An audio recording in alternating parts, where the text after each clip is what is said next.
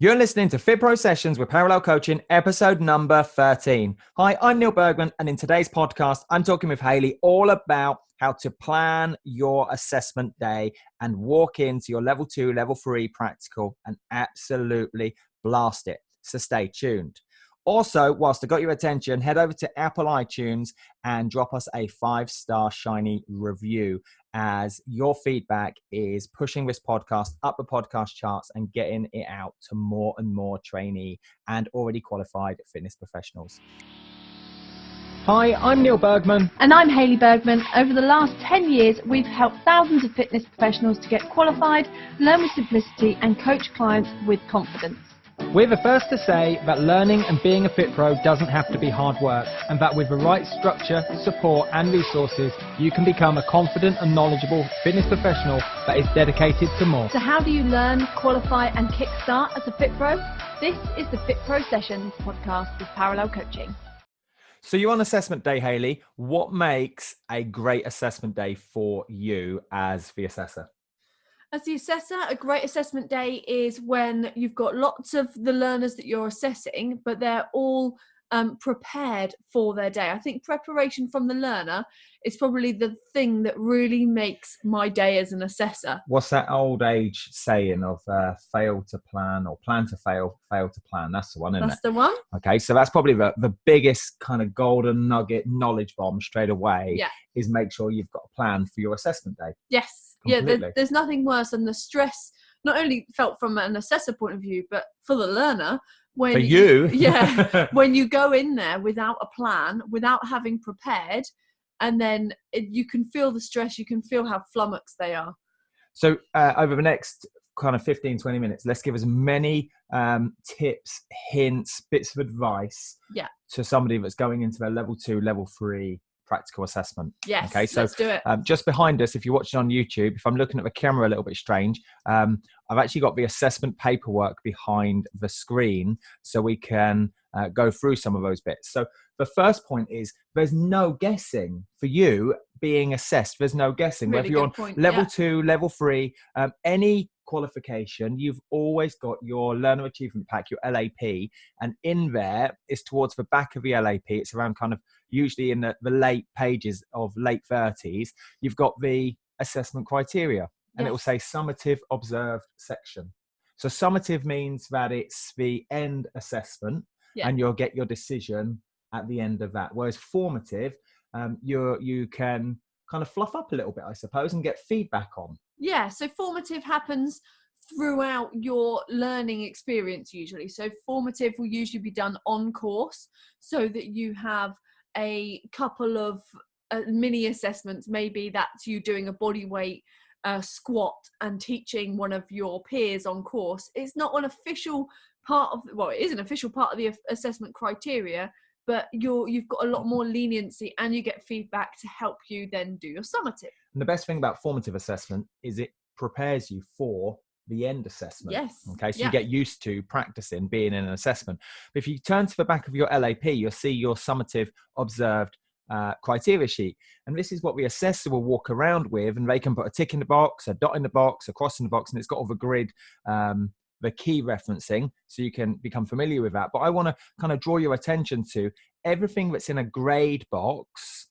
You have to get right. You have to get right. You have to get right. So that could be... There is no leniency. Well, there is leniency because you could still get a question in there, and you could still get some feedback in there.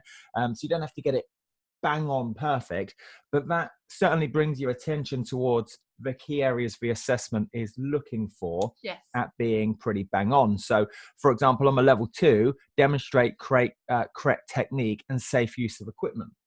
Okay, so this is where, like, my first tip would be is whenever you introduce something, use the IDEA formula, which is what we teach on course, which is introduce, demonstrate, explain, and apply. And the nice thing about that, you're never going to forget to do the demo because it's part of the formula you do for every exercise. So you introduce the exercise or introduce what it is you're going to do. You demonstrate the exercise. You explain the ins and outs of the exercise. So that could be the sets, reps, tempo, time, rest, etc.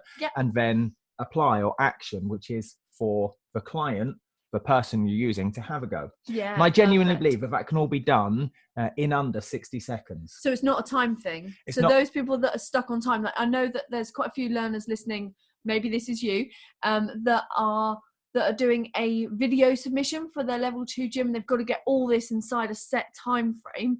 And I know that some people in the past have said, well, as a result, I couldn't demo or I couldn't do much explanation because I felt rushed. Would you say that it's a time thing, or that they can still do it just 100%? Because we did an assessment day on Monday just gone. So we are recording this middle of November. We did an assessment day the other day. And one thing the learner, she turned around and said was she really enjoyed the assessment day and she felt like she had a lot of time in there. Yes. And that's because she was planned.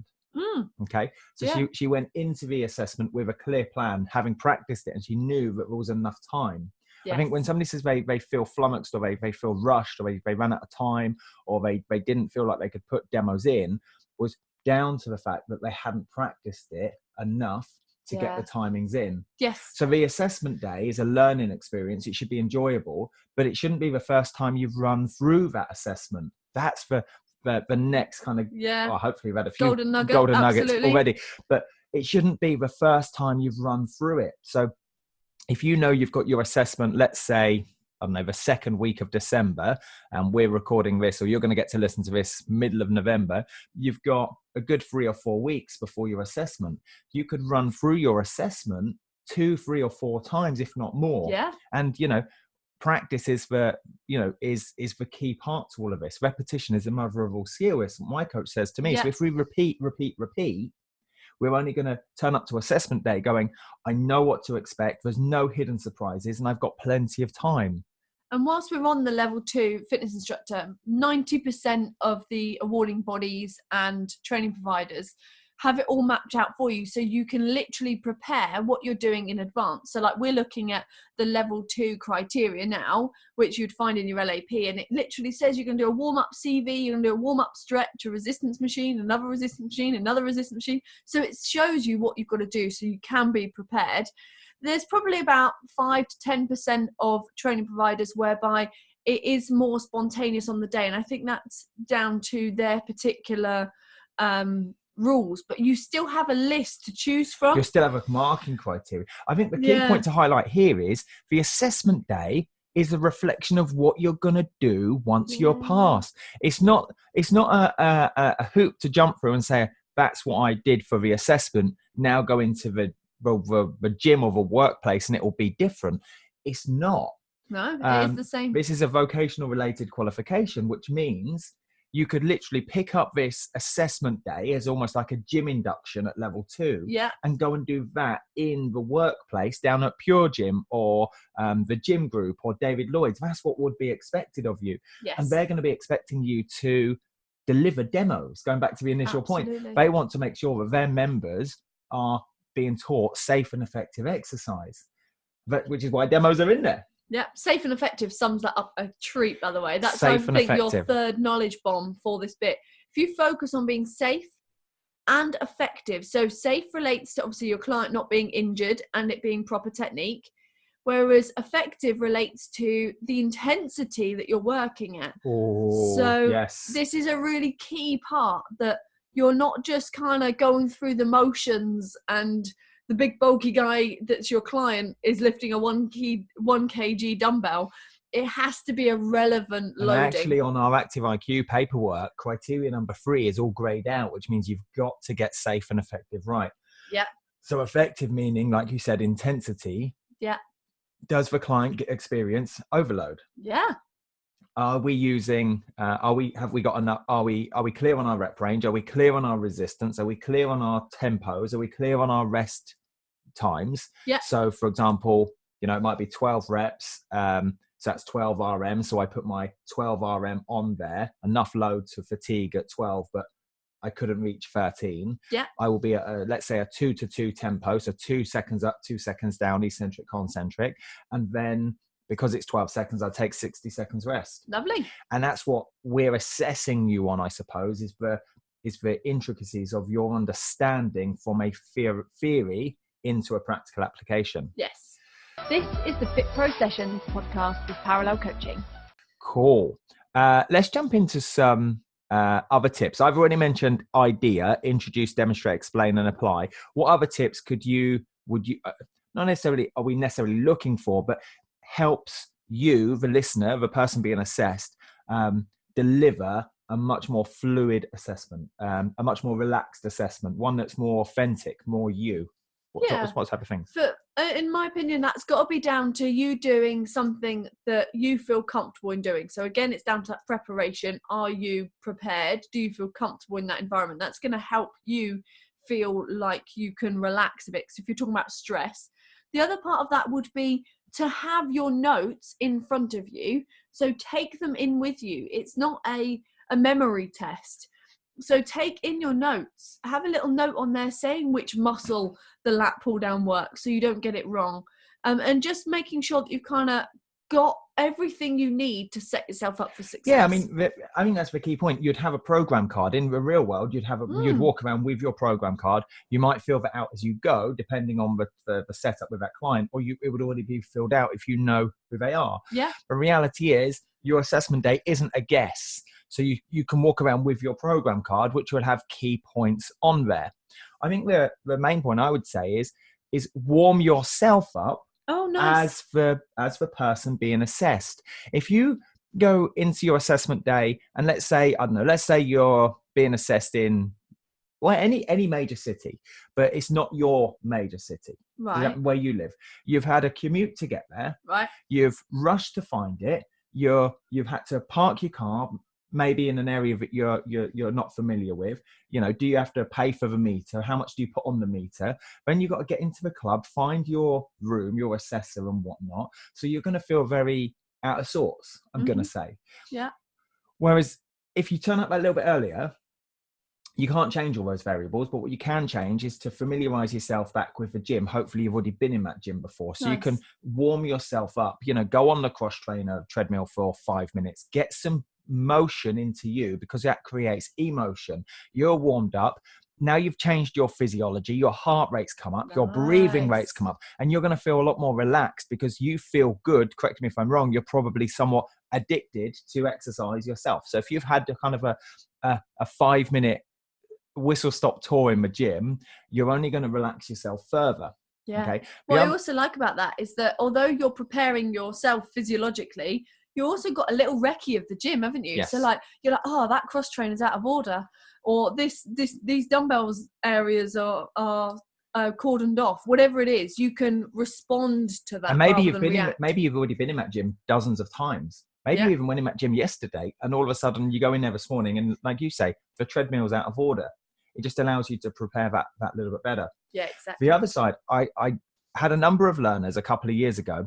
And I remember I went down just before the assessment day was starting. I went down to the bathrooms, to the toilet, and there was a couple of guys in there, and they were almost shouting at each other quite loudly, and they were warming up their voice. And I asked them what they were doing, and they said, "Oh, we're just kind of getting our voices ready." And I was like, "That's quite strange." But on reflection, it's something I've asked learners to do since, because if we're used to talking or not used to talking.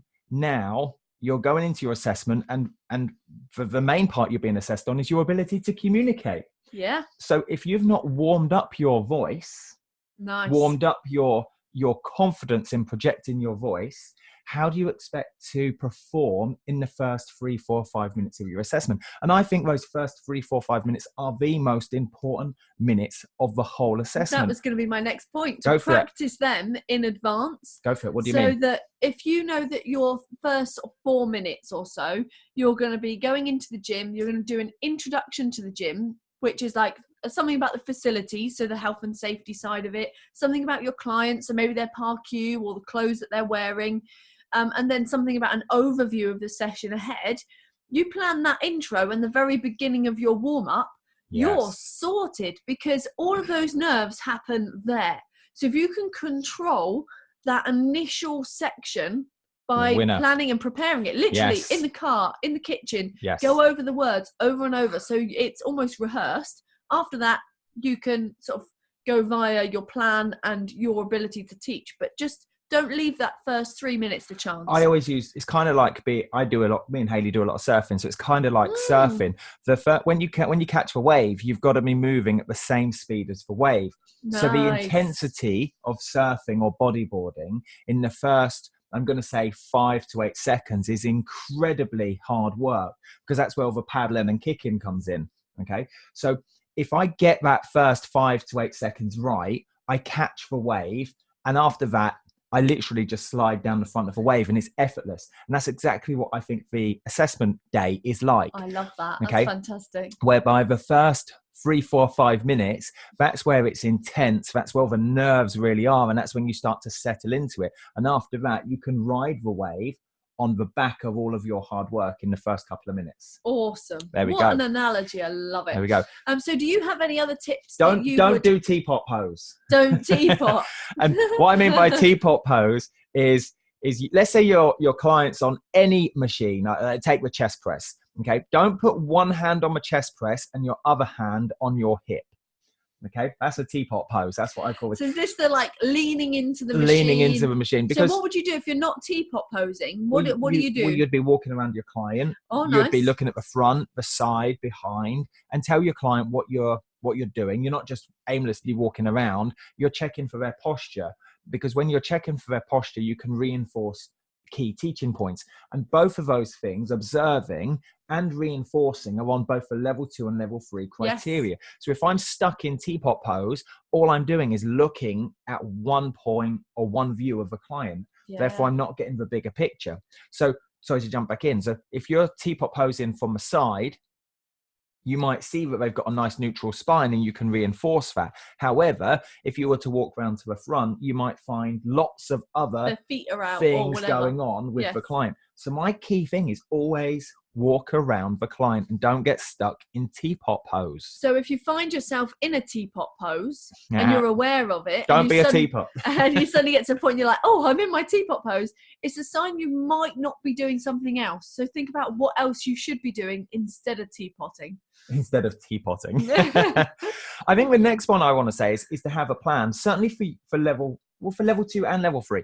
I remember on my level 2 many moons ago, but something I've encouraged all our learners to do in parallel is to have a kind of a mini map of the gym to know where everything is. And it's not guesswork. And if you are, let's say you're on a chest press and you're looking for the seated row next, the assessor should be able to I would point you in the right direction. As an assessor, I would just say it's over here, because I'm not assessing you on your memory of where the machines are. However, having a bit of a plan, again, just builds up more confidence. And I think this is more so for level 3, because let's say you're doing a tricep, and a tricep is 3 exercises back to back with no rest, all on the same muscle. So it'd be quads, and quads, or pec major, pec major, pec major. So let's say, for example, those 3 exercises are dotted around the gym. Yeah.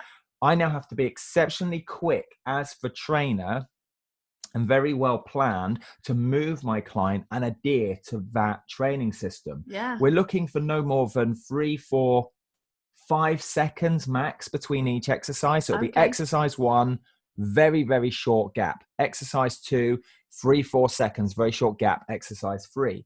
Now, if I'm doing, let's say, for example, the leg press, and then I get off the leg press and I have to go over to the leg extension, which is, let's just say 15 meters away in the gym. Yeah. And then I'm going to go to another area and do lunges, for example.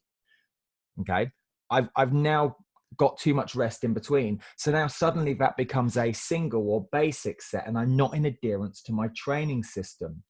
The final point to that is I ideally would want to introduce, demonstrate, explain, and apply the first exercise, the second exercise, and the third exercise. Now, if they're spread around the gym, by the time I kind of started my first one on the leg press and I move over to the leg extension, I could come back and somebody else could be on my leg press. So in an ideal world, trying to monopolize the entire gym. Yeah. So in an ideal world, you want to kind of group or plan so your triceps are very close by, your giant sets are very close by, your supersets are very close by. So you can guarantee that you're going to adhere to the training system, because that's effectively what we're assessing you on at level 3 is your ability to deliver training systems. And one tip that I quite like for that is on a tri-set in particular, if you make one of them based around a machine, and then you do the others as body weight or free weight that you can do next to that machine. You could bring the machine. You just basically bring that area to you, and you've got your own little area set up around it. You monopolize that whole area, not the entire gym. This is the FitPro Sessions Podcast with parallel coaching. And that can work really, really well. Cool. So yeah, I think that's a fantastic thing. And also on that same note is that when you're planning it, remember that you're doing it for the gym you're going to be assessed in, not necessarily your local gym. So you might go to your local gym and be like, oh, the leg press is inside the free weight area. This is great. But then go to your assessment place gym and it be the other side of the whole gym. Cool. So it comes back to having a plan. Have a plan. Nice, very smart. Next point I want to add in is to ask questions. Yeah. Ask your client questions. So throughout their cardiovascular, their resistance, or their core, whatever part of the assessment, level 2 and level 3. The key question I want to hear an awful lot, because this ticks a lot of criteria, is how do you feel? How do you feel? Asking a client, how do you feel? Because now you can go on a 1 to 10 RPE scale, or maybe you use the 6 to 20 Borg scale. Maybe you're using maybe a smartwatch where you've got heart rate, but you're asking them, how do they feel? And this gives you a very subjective, their subjective opinion based on effort, which now allows you to either decrease or increase the level or the speed on a CV machine. It allows you to reduce or increase the resistance based on their reps, or slow them down. It allows you to play around with the on-session variables of sets, reps, tempo, time, range of movement, resistance on a cross trainer, strokes per minute, strides per minute, split times per 500 meters. All of these variables. All of these variables. So asking them questions, and my key question is, how do you feel? Outside of that, you are on an assessment, but you were also assessing your ability to communicate effectively. So just generally asking them about their day, asking them about maybe their food, linking their nutrition towards their goal, asking them, can they see themselves doing this on their own? Do they have any questions around a particular bit of kit? Do they feel confident that they could perform this on their own, in their own time, in their own session? So you're creating this rapport through open questions. Nice. As opposed to, if it's really quiet, that's when teapot pose comes out. And if it's really quiet and you can kind of feel the tumbleweed that coming through, that's when you start to, from my experience, close up and not move around. And now observation comes down, and it kind of spirals. It's a negative spiral. So as part of that, can I ask another question that learners have asked us a lot, and I'll ask this to you? What would you do on a rest? Because it feels like you're just maybe standing around waiting for the next set. That's a great question. I think the key part to a rest, let's say they've done 10 reps, they've reached overload, I'm allowed to give them 90 seconds. Okay. And that specificity, looking at the goal of 10 reps. Yes. But then you've got individuality, and that's the needs of that client. It might be that I want to take a little bit more rest based on the individual needs, or maybe a little bit less rest. But as a whole, we're looking at 90 seconds. So by the time the last rep has touched the weight stack, that's when my stopwatch goes. I've now got 90 seconds. Oh, there you go. So Neale's got a stopwatch in this exam, just as a little draw out. Carry on. So that's when, it's not when they get out of the machine the clock goes, it's when the last rep touches. Okay. And therefore when the first rep lifts off. So the last 15-20 seconds of my 90 is getting the client back into the machine, setting up their posture and reinforcing maybe one key point before they get going again. So it's a very strict 90 seconds. So now I've got let's say 5 seconds getting out of the machine, and then I've got 20 seconds at the back end of my 90 seconds. I'm left with a minute, just over a minute. Well, I'm going to ask them, how did they feel? How did they get on? Was it heavy enough? And keep digging deeper into those questions. What I call is go 3 questions deep. We done 10 reps today. Do you feel like you could have done 15 reps on that same weight?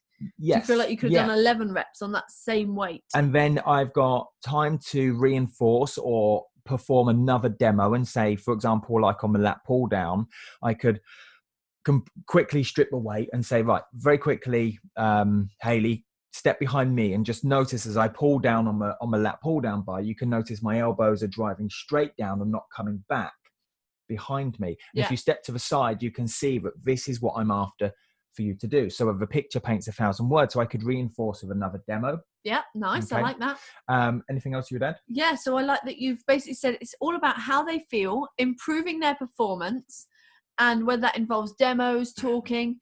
Chances are in that small amount of time, you don't have time to say, so how was your weekend? You probably don't have time for that kind of chat. So keep it around improving their performance, talking about what it is they're doing now. Can you increase the weight? I think the brain gets overloaded very quickly. So giving them one or two golden bits of advice on a rest is key. But ideally, try and keep those golden 1, 2, or 3 bits of advice consistent throughout all of that session. So I'm a big fan of, let's say, for example, I noticed quite early on that the client slouches. Yeah. Okay. Makes So they've sit up straight. bit of a hunched shoulders. My goal, I call this like, it's kind of like a necklace. Okay. So there's a golden thread to this necklace and then there's a pearl. Okay. What pearl could I put on my necklace that challenges the client's postural performance? Nice. And I'm going to keep that same thread, that same pearl keep coming up time and time again. Oh, nice. Okay, that's good. Okay. So I might say to the client, try and get your heart to the sky. So they lift up and get that thoracic extension. And so if I say that on the cross trainer, I keep saying that on my chest press, I keep saying that on the seated row, I say that on the squat, they're not being bombarded with tons and tons of new reinforced comments. They're just getting the same consistent message until they get it right. There's the key. So this is what I know that you're probably thinking listening to this is, but I can't say the same thing over and over and over and over and over again because the client will get fed up with it. But more than likely, you as a trainer will get fed up with saying it before your client does. I think it's more of a client, the trainer. The trainer goes, I can't keep saying it. I can't keep saying it. But unless the client has shown you otherwise, keep telling them. Perfect. Okay. Yeah, exactly. So as soon as they get it, then you have license to leave that teaching point and go on to something else. Cool. The other thing I'd like to add is to use the client's name. Oh, okay. Nice. Maybe you're taking somebody with you that is a mate. Or someone else on the course. Or somebody else on the course. But it goes such a long way using the client's name. So, Hayley, I'm now going to show you this. And just by using the client's name, you build up a new kind of level of relationship with kind of know, like, and trust. So if you're referring to the client as Oi or their nickname or no name, or and no you name, literally just go, yeah. So avoid kind of slang words or abbreviating a client's name to mate or lad or buddy. Yeah. Okay. Which, don't get me wrong, it has its place. It's not to say you can't do it. But I'd like to hear the client's name personally. What would you say is your key point that you would say to most people? What would you probably say is their practical assessment so they can go in and ace it? Do you have one big tip that we've not already said? Go in to enjoy it. Oh, nice. Go in to enjoy it because it's actually part of your course. Yeah. So hopefully you've had an experience on your course that you've enjoyed, and the assessment day is a day to learn and enjoy. It's a reflection of all your hard work. You've spent a lot of time, energy, effort, and money to get to the assessment day. The assessment day, is the final kind of icing on the cake to get your certificate. And that's a reflection of all your hard work. So you should be able to enjoy it. Yeah, totally. And I would say take your time. Take your time. Cool. So enjoy it and take your time. I've got a couple more points that I'd add as well. Like, I don't want to necessarily say what's the number one tip, but I think there's a couple more we could do. Yeah. What should we go for? I'm going to say, ask to touch the client. And I don't mean that in a kinky way. Can I touch you? Can I touch you? So what I mean by that is there's certain exercises that do involve an element of touch. And that's also one of our senses. Yeah. Okay. So you've got a great way for correcting. Yeah, you've got visual, auditory, and kinesthetic, and being able to touch or feel that kinesthetic pathway or that movement does allow the client to grasp a particular action or movement quicker and faster. Like a nice example is the seated row, isn't it? Like you're doing a seated row machine, whether that's at level 2 or level 3, to really help them squeeze in the shoulder blades and that feeling of like you're pinching a pencil together in between your shoulder blades, you could put your finger there to sort of say, okay, now try and touch my hand with your shoulder blades. It allows them to have another external cue that's easier to relate to, I suppose. So what Hayley just said there, an external cue is something as disassociated with the body. Okay, so it allows us to relate to an object outside of a body versus an internal cue, which is two body parts in correlation with each other. So an internal cue, for example, in a squat would be lower your hips down level with your knees. Okay, yeah. Okay, so the challenge here is, am I aware of truly where my knees and hips are as a client? If somebody's completely new or even experienced, they might not have the coordination or balance or understanding of bringing those two parts together. Whereas if I said an external cue, imagine you're going to sit on a stool and the stool is the height of your knees, you would get them there that much quicker because you can relate to the stool, which is an external cue. So the touch part of it provides an external cue. If I said to Hayley, we're now doing a seated row and you're going to squeeze your shoulder blades back and adduct your shoulder blades and going to try and pinch my hand, is it okay if I place my hands between your shoulder blades? So I think the key part here is asking your client if they mind you touching them. And then when you do, make it a really deliberate touch. Very robotic. So you're going in, you touch, and then it's away, rather than any kind of sweeping away from the body. Nice. Cool. I got a couple more points. Yes. I feel like I've got loads because I've done quite a few assessment days recently. I'm going to say to review, and this goes back to say asking questions or what do you do on rest. Review the session throughout the session, certainly for level 3. Oh, nice. So at the end of your first training system, let's say it's an interval on the treadmill, at the end of that, review that with the client and reinforce what you've just done. Yeah, tell them what you've done. What you've just done, because effectively you want them to go back and do it on their own potentially. Relate it to the client's goals and recap key parts of a training system. So reviewing kind of a mini synopsis of, no more than, 45, 60 seconds. Totally, yeah. Of what's just happened and taken place.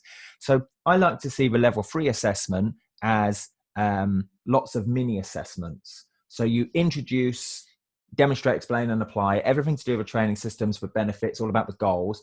Then you go and do that cardiovascular training system. Then you review it. That's one mini assessment. Yeah. You can kind of go, whew, job done. And then the next mini assessment of resistance training, number 1, and then number 2, number 3, number 4, and then back to the cardio, and then over to the core or the PNF, depending on your provider. So it's almost like lots of mini assessments that make up your main assessment. And I think if you approach it like that, again, that builds this kind of self-confidence and self-efficacy of, I'm doing really well. I aced the first one.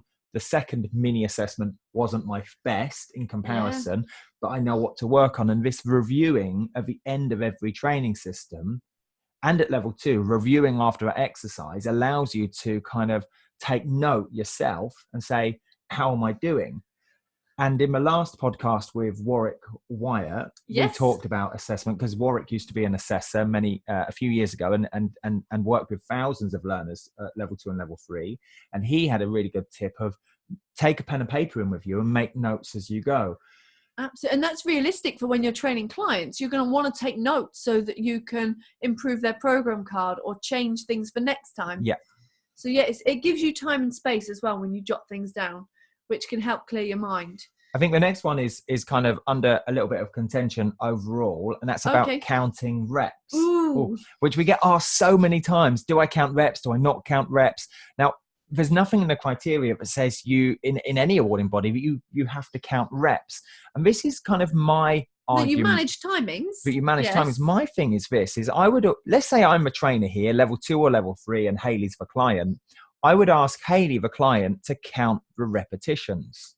Okay, so if we're doing 12 reps, I'd say, Hayley, if you could count on your reps, 1 rep, 2 rep, and so forth. 2. Okay, you can either count in your head or out loud. I don't mind, but definitely let me know when you get to rep 10, and I'll count you in for the last 2. For the last 2. Yeah. Because if I'm counting reps, I can no longer communicate. I can't. Like now, I'm talking to you. over the podcast, and I can't count at the same time. So I can either do one thing or the other. So if I am walking around my client, observing their posture, their technique, their performance, judging overload, improving their performance, I can't reinforce or coach or motivate as well as count reps.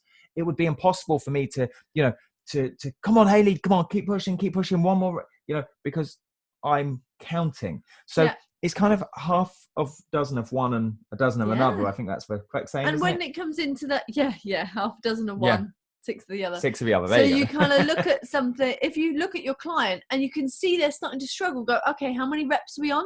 And they're like 8. I'm like, cool, we got 4 left to go. Then you might be counting in those last few. Because that becomes the motivating factor.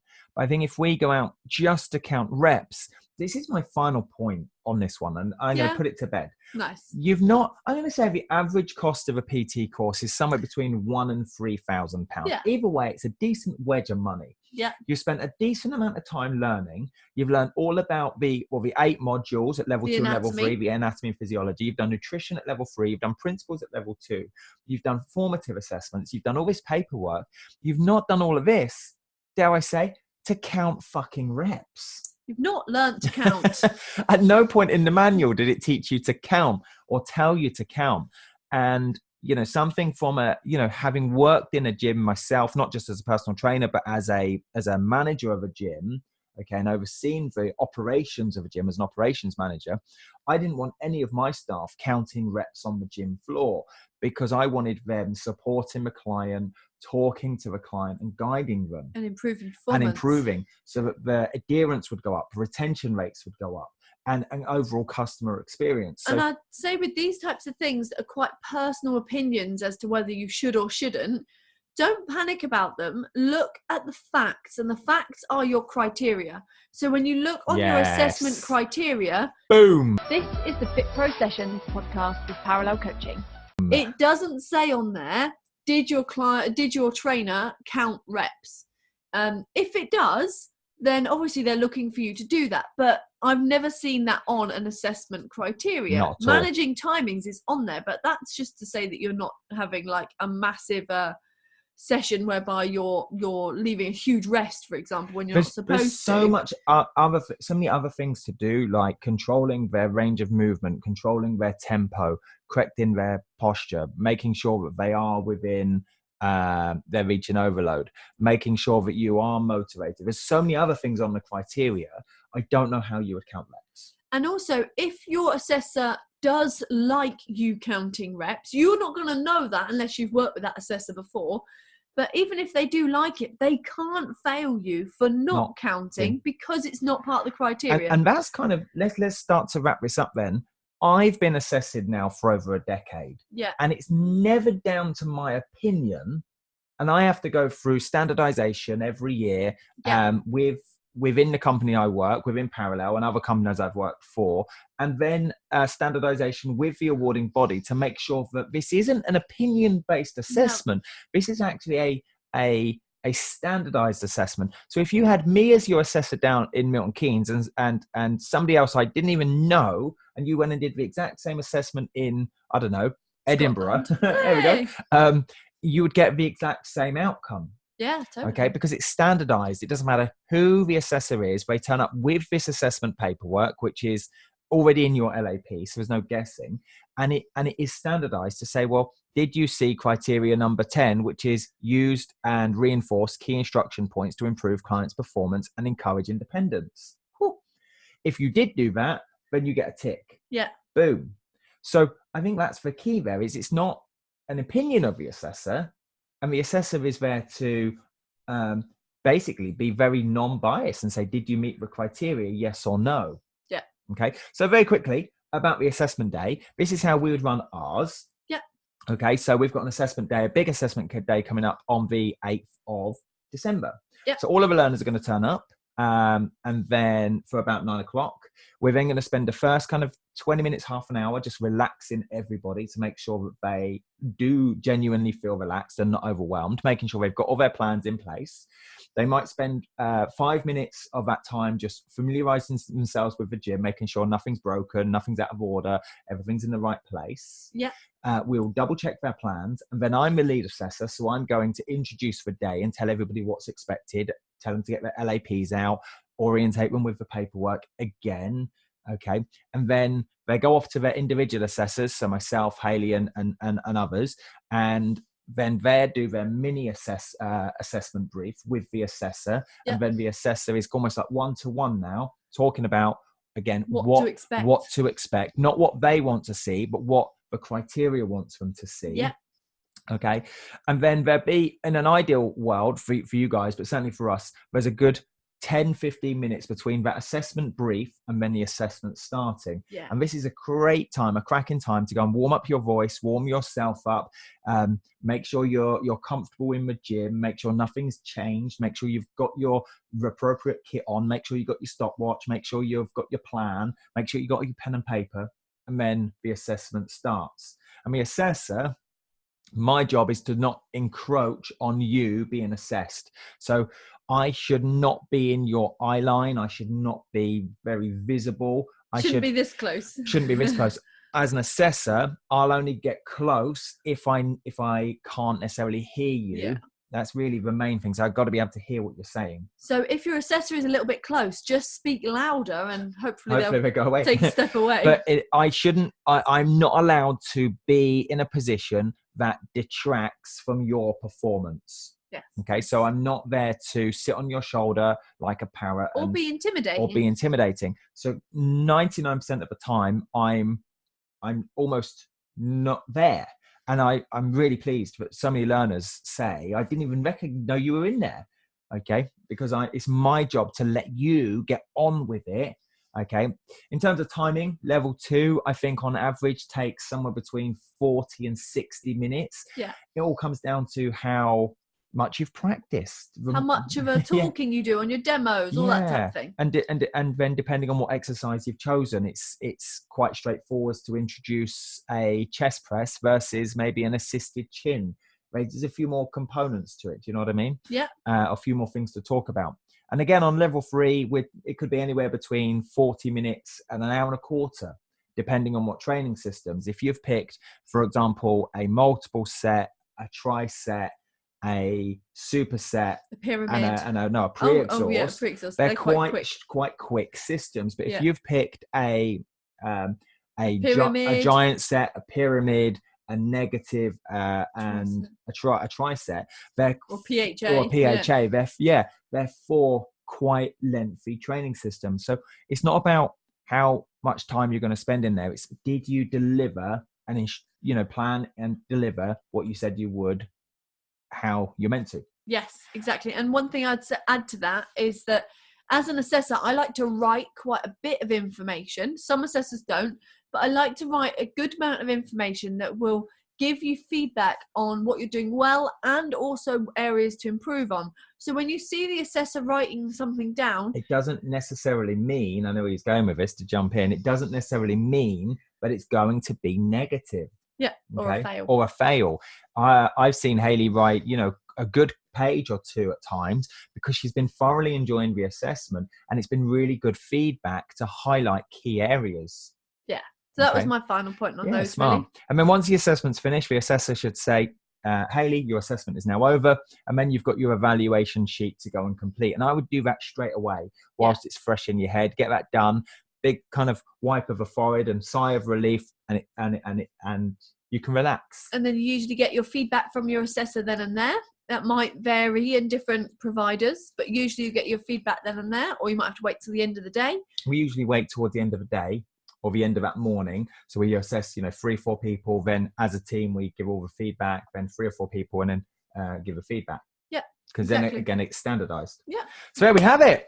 Anything else to add, Hayley? Any final nuggets? Wicked. Cool. Which means we've just got the Revision Power Hour.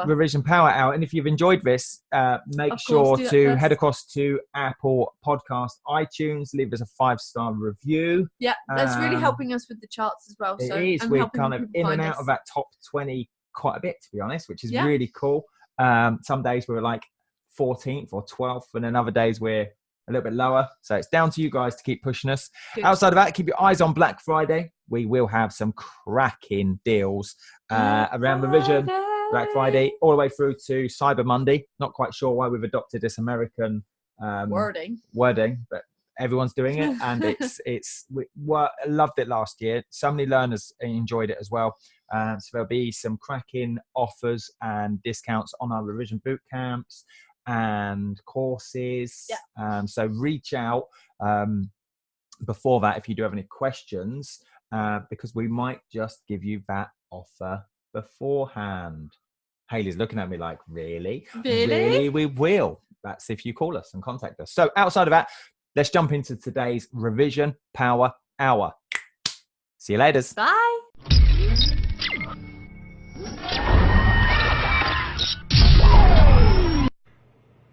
Revision Power Hour. Good morning, Neale here from Parallel Coaching, and over the next 60 minutes I'm going to guide you through 2 structured revision sessions.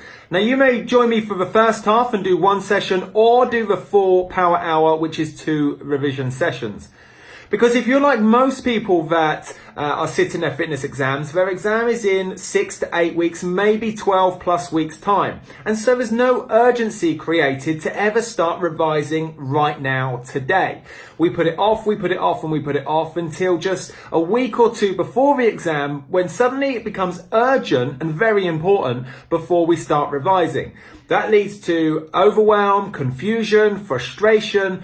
And we look back and we wish, in hindsight, that we'd started sooner. So the idea of this Power Hour is to create some urgency today, create some urgency inside a 30-minute for session 1 or 60 minutes for the full 2 sessions, so that you start revising today and not leave it to the last minute. Which means you drop all of the confusion, drop all of the overwhelm, drop all of the frustration around your studies, and go at your studies by little, a little becomes a lot. So you walk into your exam fully confident, fully prepared, and knowing, not guessing when it comes to the questions.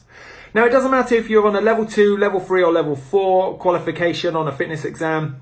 You could use this for your learner achievement pack, your coursework, your worksheets. What we're going to go through is a series of questions of planning for 5 minutes, followed by a 20-minute doing session where you're actually going to set at doing your revision. And that creates the urgency, because you're going to test yourself, and you've got 7 minutes at the end to review what you've done, do a couple of short tests, which you're going to set, and I'm going to show you how, and then you're going to have a 5-minute break. So that is a full 30-minute session 1, and you can repeat that twice for the full Power Hour. Now, to hold you accountable, I appreciate this is a video, but I want you to tag me in. Okay, inside the student zone or below this video, tag me in and let me know what it is that you're planning to do, what you're going to set out to. Then once you've done it, let me know that you've completed either just session 1, the full 30 minutes, or the full Power Hour for 60 minutes, 2 structured revision sessions. You know, and I'd love to hold you accountable and find out, because I can ask you more questions and test you to hold that urgency, so that you come back time and time again, a couple of times a week, to repeat the Power Hour. Which means you walk into your exam in 4, 6, 8 or 12 weeks time, however long it is away, to score top marks and walk out knowing and not guessing. Which means you can go on and work with clients in the future and provide them a 5-star stellar service. So I'm going to flip my screen around. I'm going to take you through the plan, do and review, where you're going to spend 5 minutes planning, 20 minutes doing, and then 7 minutes reviewing and relaxing. So I'm going to spin my screen around, and I'll see you in 30 minutes time. See you later. So let's start with your plan. Set a timer on your phone for 3 minutes, and we're going to answer 4 key questions. Question number 1, what specific topic will you revise in the next 20 minutes? For example, if you're on your level 3 anatomy and physiology, you might choose module 1, the heart and circulatory system. Next, question 2, what are the 3 to 5 buzzing questions you have about this topic? Grab a notepad and pen and write down your 3 to 5 questions now.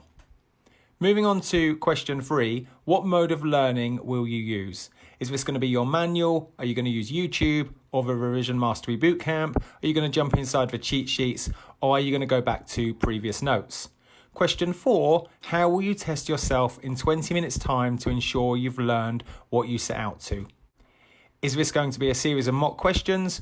Are you going to write down 3 to 5 key points? Just know that it's key to test your knowledge on a regular basis. Next, you're going to set a timer for doing the revision for 20 minutes. So set a timer on your phone for 20 minutes and set towards answering the 4 questions from your planning. Once your 20 minutes is up, you've now got 7 minutes to review and have a break. And we're going to answer 3 questions here. Number 1 is write down 3 to 5 key notes that you've learned. Try not to overthink this. Literally write down in short bullet note form to avoid pages and pages of notes. What are the 3 to 5 key notes that you've learned from your 4 questions you set out to? Next, you're going to test your knowledge in 2 minutes and check your understanding. This could be 1 or 2 mock questions. It could literally be a review of your notes and pick out key points to test whether or not you've learnt it, yes or no. Again, try not to overthink this. Finally, you're going to set a timer on your phone for 5 minutes. Now you can head over, grab a cup of tea, cup of coffee, a bite to eat, use the bathroom, or head over to Facebook and veg out for a few minutes, whatever you want to do to relax your brain before you return back and complete another 30 minutes for today's Power Hour. Hi, I'm Neale Bergman. And I'm Hayley Bergman. Over the last 10 years, we've helped thousands of fitness professionals to get qualified, learn with simplicity, and coach clients with confidence. We're the first to say that learning and being a FitPro doesn't have to be hard work, and that with the right structure, support and resources, you can become a confident and knowledgeable fitness professional that is dedicated to more. So how do you learn, qualify and kickstart as a FitPro? This is the FitPro Sessions Podcast with Parallel Coaching.